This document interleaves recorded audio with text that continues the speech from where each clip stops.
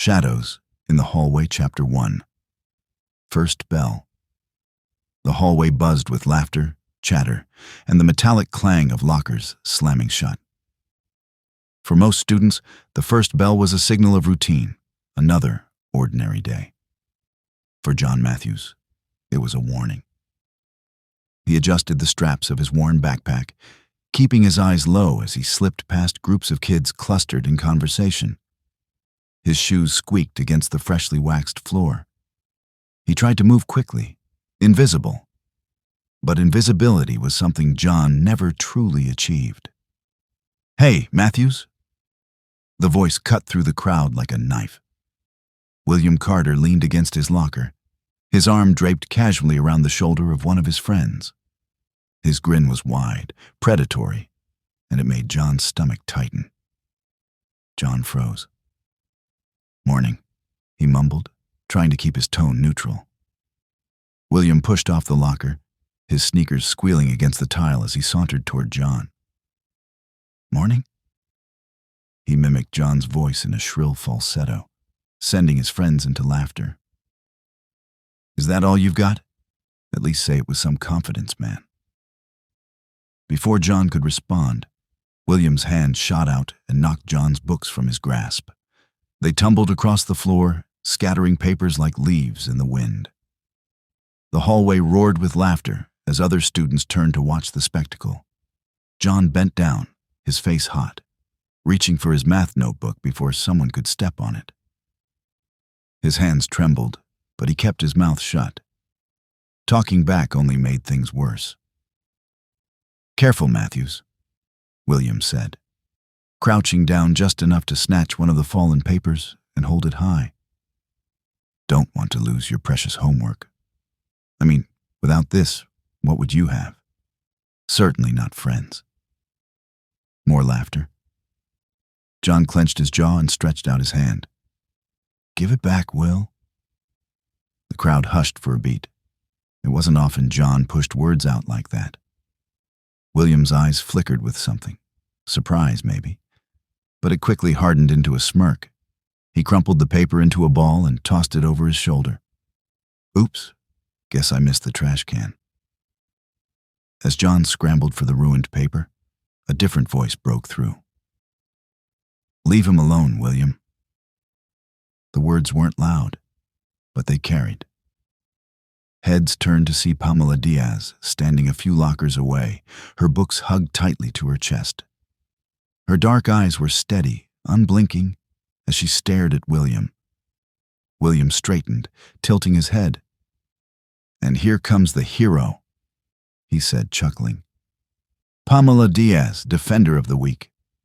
Tell me, do you for your services, or is this pro bono?" Pamela's jaw tightened, but she didn't back down. "You think bullying makes you strong. It doesn't. It just makes you a coward with an audience." The hallway went still. Even the laughter thinned. William's smile faltered for just a second before he scoffed and turned away. "Whatever. Not worth my time." His friends followed, but the damage had been done. John gathered his books with shaking hands, his face flushed with a mixture of humiliation and gratitude. Pamela crouched beside him, helping pick up a bent folder. "You okay?" she asked softly. John nodded quickly, though his throat burned. "Yeah, thanks." She gave him a small smile. "Don't thank me. Just don't let him make you believe his lies." The bell rang overhead, shrill and demanding. The crowd dispersed, leaving John clutching his books and Pamela walking beside him toward class. For the first time in months, the weight on his shoulders felt just a little lighter. Chapter 2. Bruises You Can't See. John's room was quiet that evening, but inside his head it was anything but. He sat at his desk, the glow from a single lamp spilling across the clutter of half-finished homework, worn pencils, and a stack of comic books he rarely had the heart to open anymore. His math paper, the one William had crumpled earlier, lay flattened in front of him. He had smoothed it out with the edge of a ruler, though the wrinkles remained like scars. John tapped the eraser of his pencil against the paper, staring at the numbers without seeing them.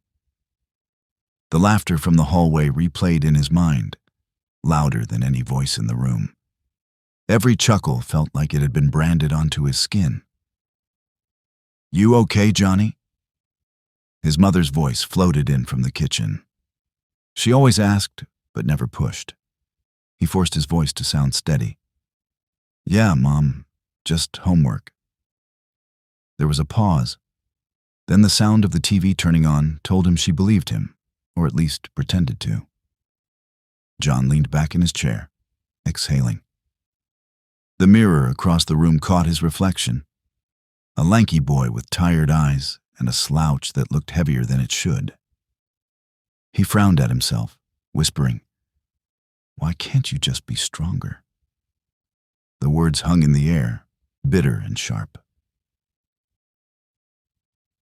Across town, in a house with peeling paint and a yard full of rusted bikes, William Carter slammed his bedroom door so hard, a picture frame rattled off the wall. His fists were still clenched, his jaw tight. "Think you can talk to me like that?" His father's voice bellowed from the other side of the door. William pressed his back to the door, his chest heaving. He hated when his dad drank, hated it more than anything. Tonight had been worse than usual. He'd gotten shoved against the kitchen counter, the words "pathetic" and "useless" ringing in his ears like fire alarms. On his bed, a baseball bat leaned against the wall. William's hands twitched toward it before he shook his head, cursing under his breath. He dropped onto the mattress instead, burying his face into the pillow. The anger that boiled inside him had nowhere to go, except school, except John. "Coward," William whispered into the darkness, though he didn't know if he meant his father or himself. And the next morning, John walked through the hallways again, his books held tighter than before. His eyes darted to the corner where William usually stood, but the locker was empty. Relief washed over him for a moment. "Hey, John." He turned to see Pamela jogging up, her braid swinging over her shoulder. Her smile was small but genuine. "You made it through yesterday." "Barely," John muttered. Pamela tilted her head. "You don't give yourself enough credit. You're tougher than you think." John's lips twitched like he wanted to believe her. But before he could answer, a voice boomed behind them. Well, look who found himself a bodyguard."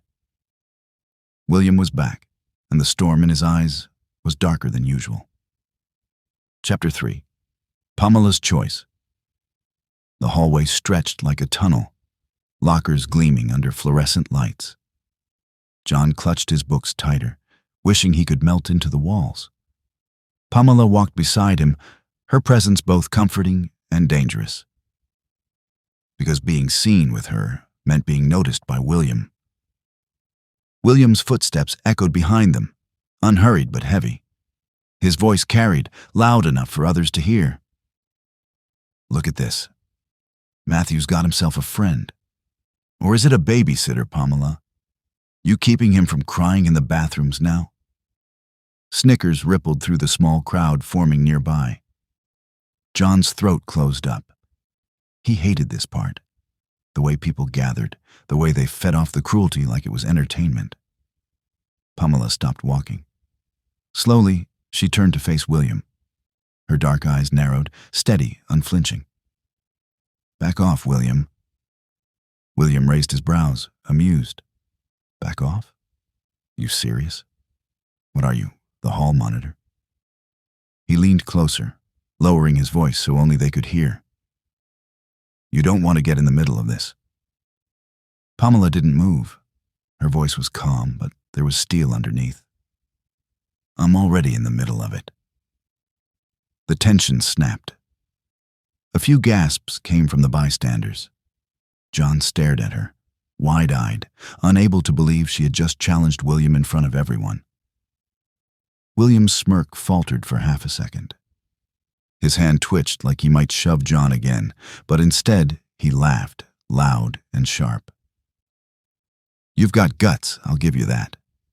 But guts won't save you."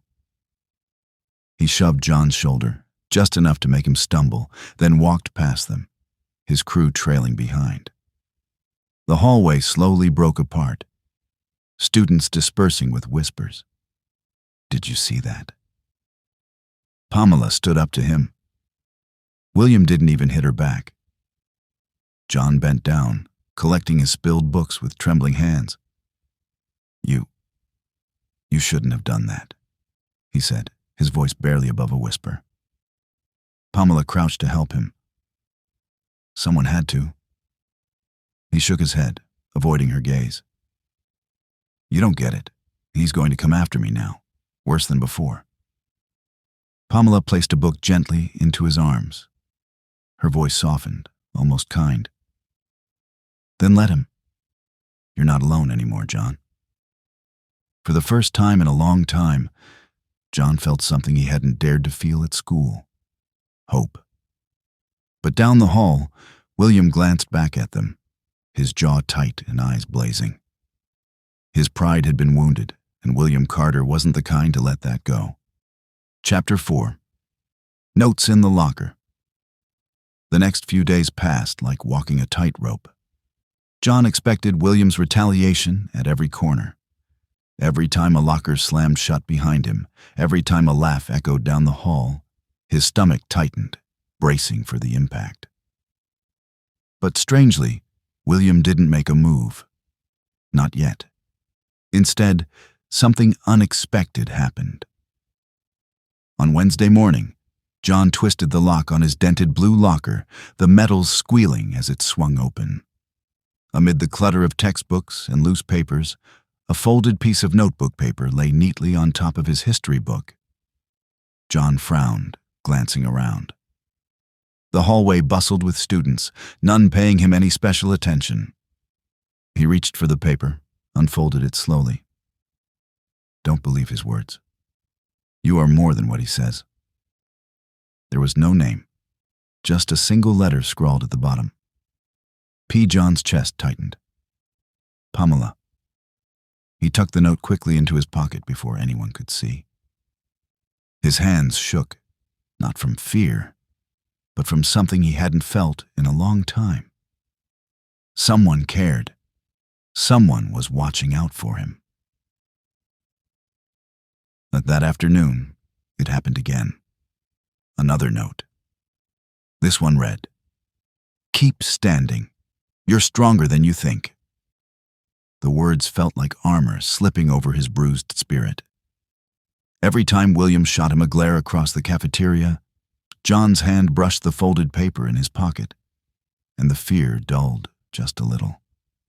Pamela never mentioned the notes. She walked with him sometimes, sat near him at lunch. But she didn't push. It was like she knew the words mattered more when they came without expectation. That William noticed. He leaned against the far wall one afternoon, arms crossed, watching as John's lips curved into the faintest smile after opening his locker. William's eyes narrowed. Later, in the locker room after gym, he cornered one of his friends. "You see Matthews? He's walking around like he just grew a backbone. Something's up." His friend shrugged. "Maybe he's just finally ignoring you." William's jaw clenched. "No, somebody's feeding him confidence, and I'm going to find out who." Then that night, John sat at his desk, the latest note lying open beside his homework. Even in shadows, light can break through. He traced the words with his finger.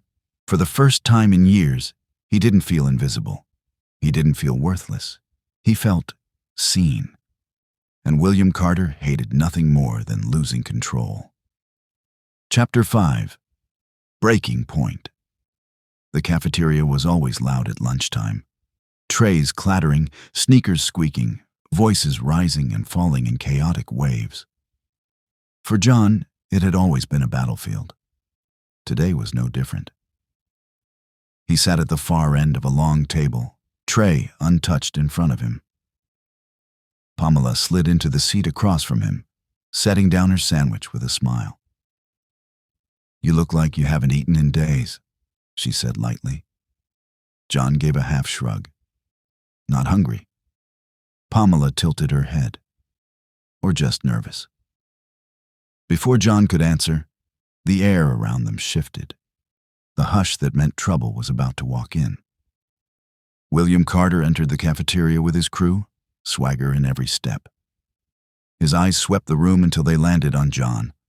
A grin spread across his face. "Oh, look who's having a date," William announced, his voice booming over the noise. Heads turned. Conversations died. Pamela stiffened. John gripped his fork, knuckles white. William sauntered over, grabbed a carton of milk from a passing freshman's tray, and without hesitation tipped it over John's head. The liquid dripped down his hair, soaking his shirt. The cafeteria erupted in laughter. "Guess you needed a little shower, Matthews," William sneered.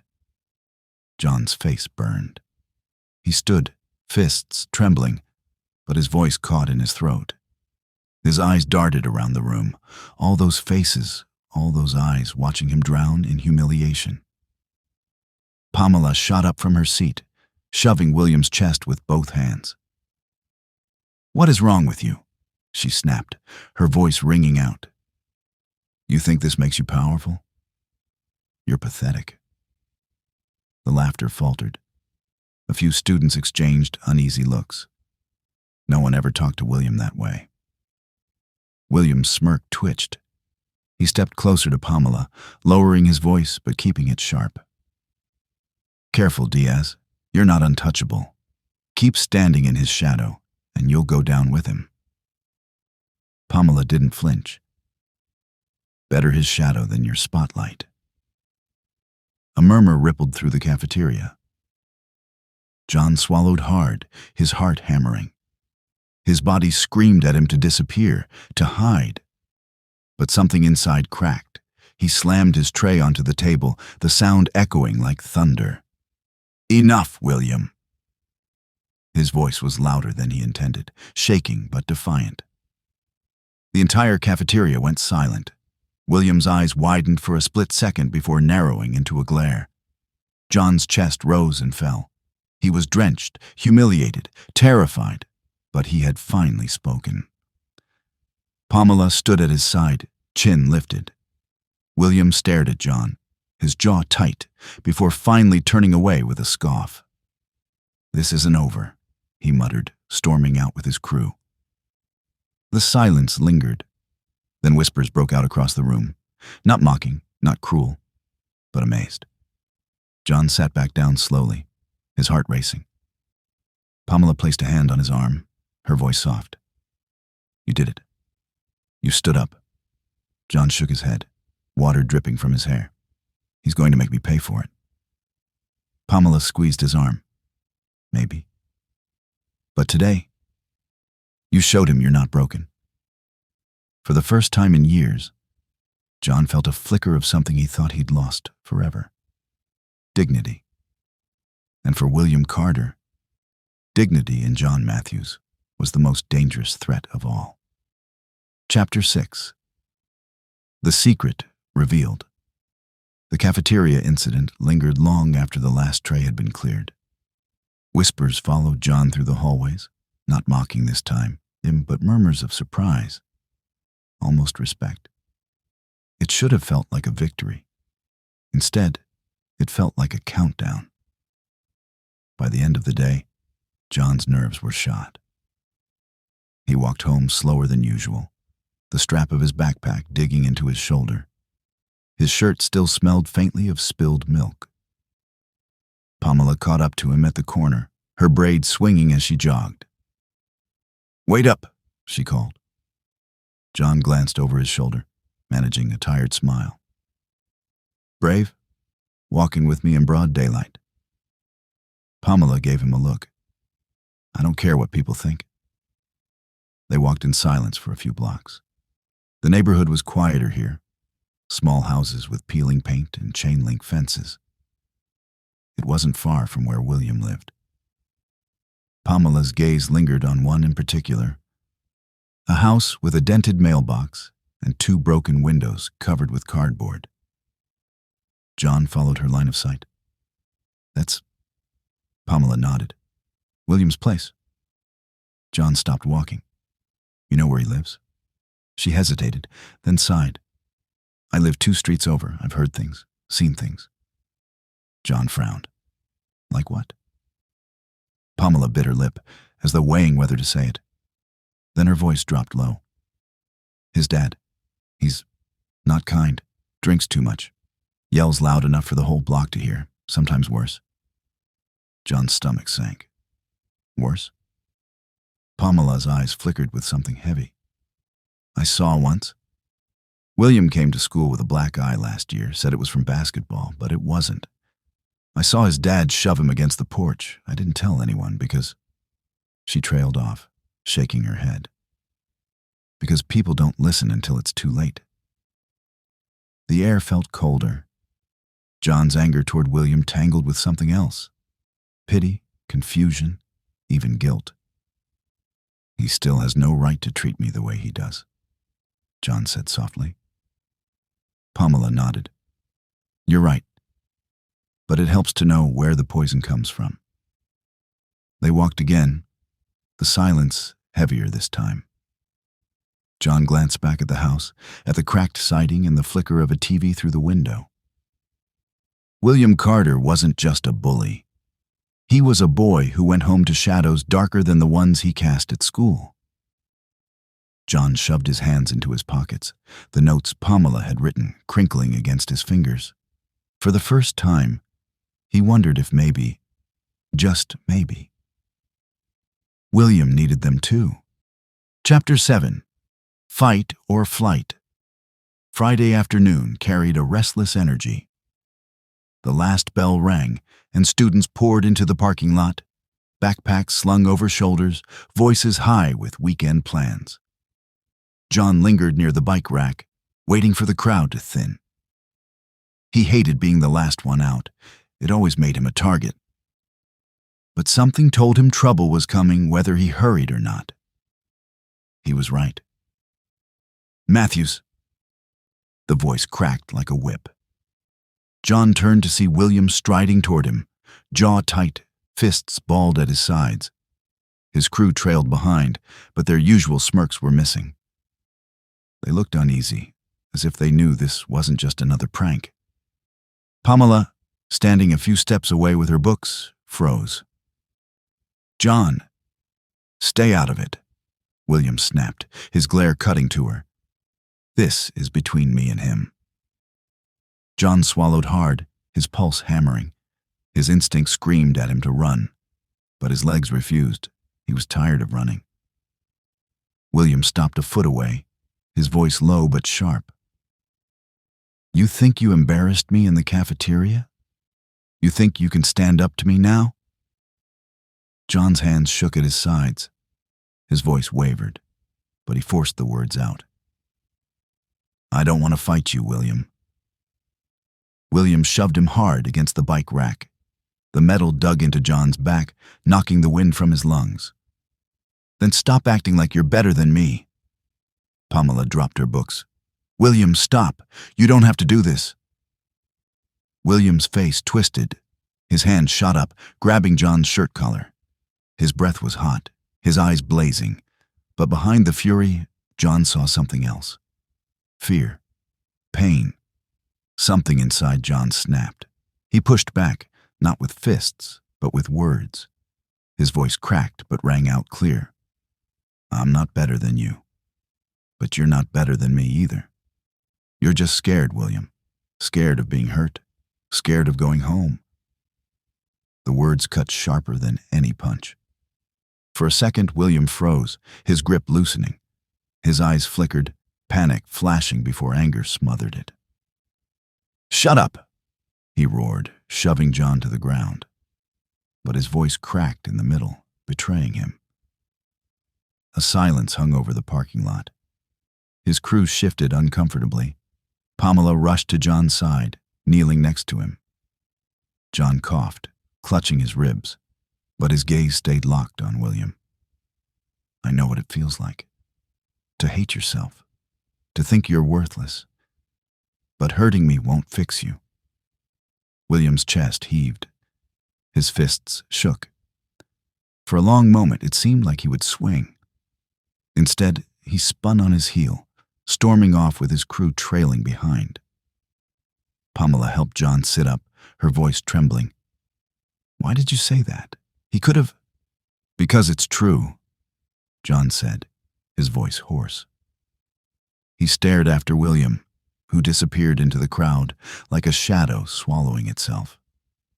For the first time, John realized something terrifying. William wasn't just fighting him, he was fighting himself. Chapter 8. The Assembly. The announcement came Monday morning over the intercom. Attention students. This Wednesday we'll be holding a special assembly on bullying awareness in the gymnasium. Attendance is mandatory. The halls buzzed with murmurs. Some groaned at the thought of sitting through speeches. Others snickered, already joking about who the assembly was really for. John felt his stomach twist. He knew exactly who would be staring at him the whole time. Pamela caught up to him between classes. You should speak, she said. John nearly dropped his books. What? At the assembly, she explained. You should tell your story. People need to hear it. He shook his head violently. No way. I can barely talk to one person without stuttering. You want me to stand in front of the whole school? Pamela's eyes softened.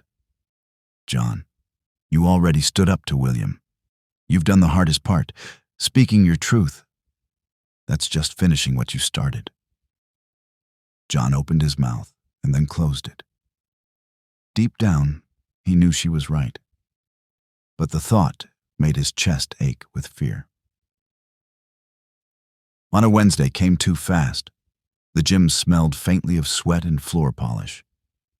Bleachers creaked as hundreds of students filed in, their chatter bouncing off the high ceiling. Teachers stood along the sides, trying to corral the noise.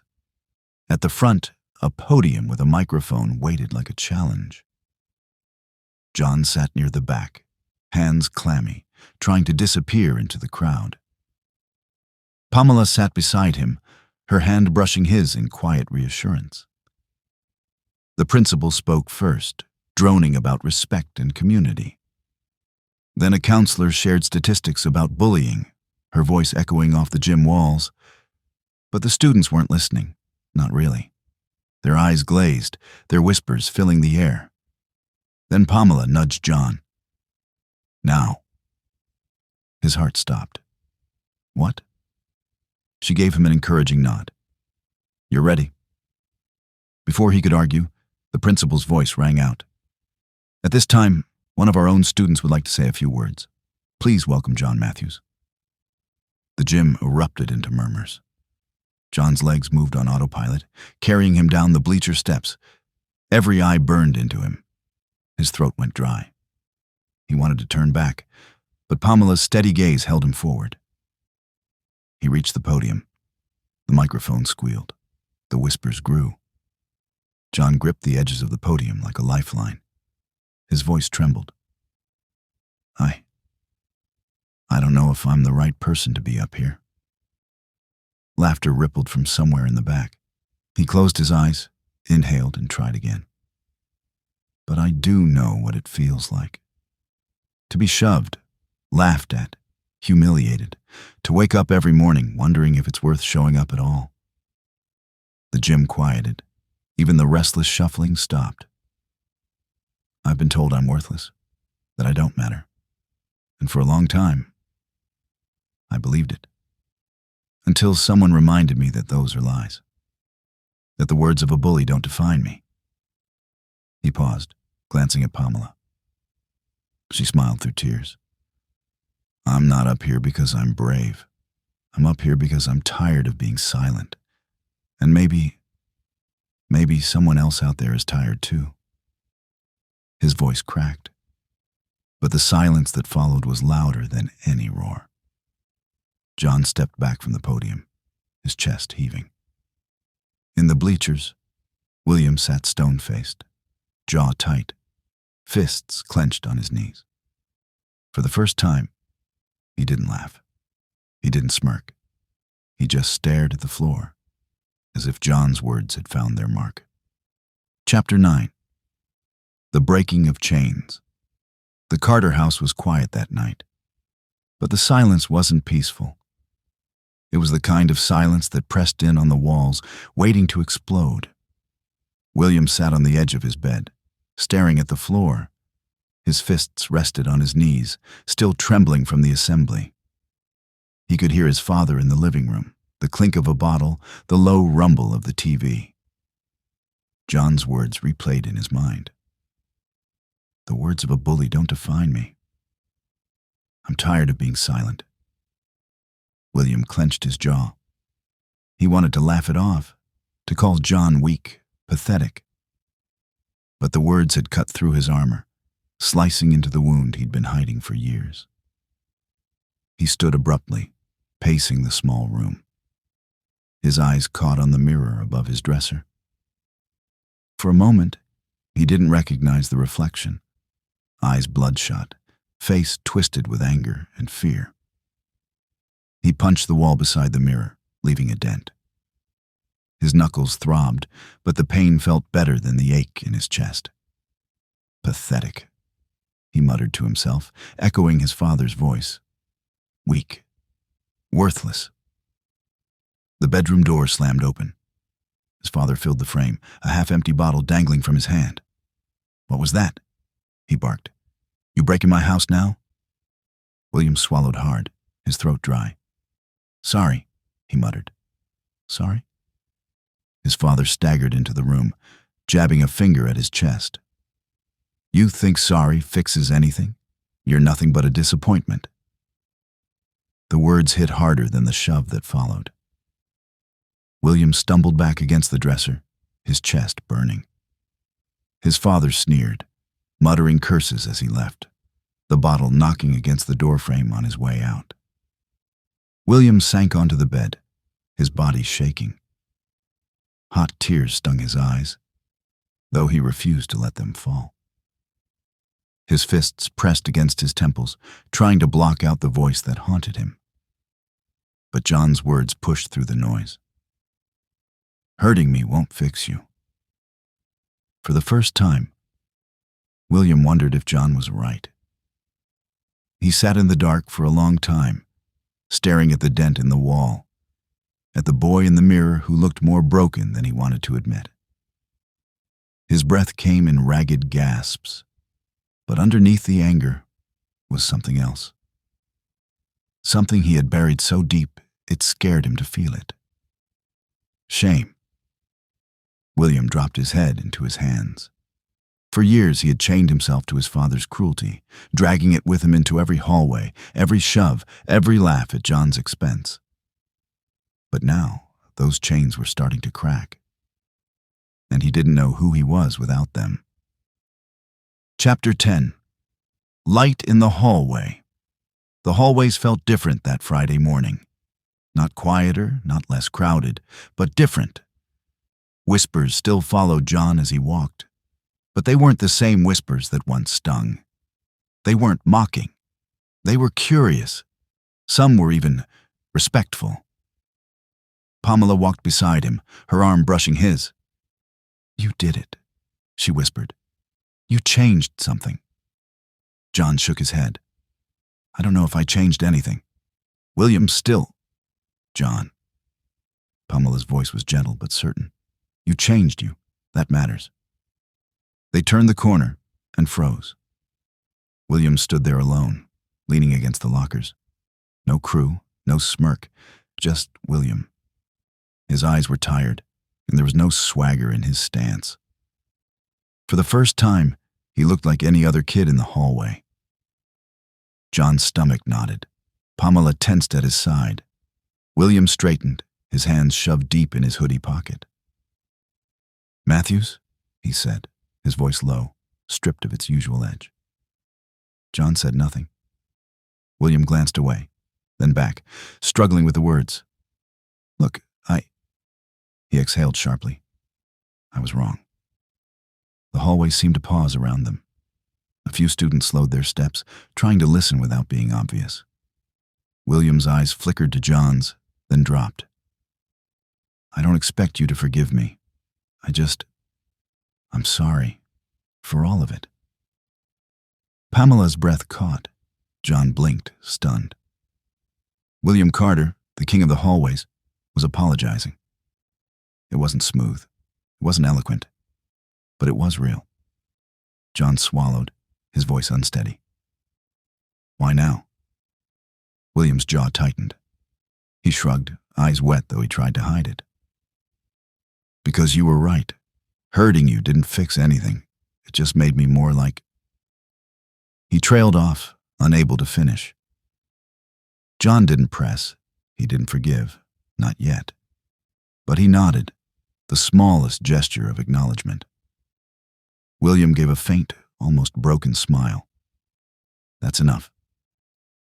He turned and walked away, shoulders hunched, leaving the hallway buzzing with disbelief. Pamela looked at John, eyes shining. "See? Even the darkest hallways can find light." John stared after William, the weight in his chest lifting, not gone but lighter. He didn't know what came next. Maybe the bullying was over. Maybe it wasn't. But for the first time, he believed there could be something beyond the pain. And as he walked with Pamela toward class, he realized something else.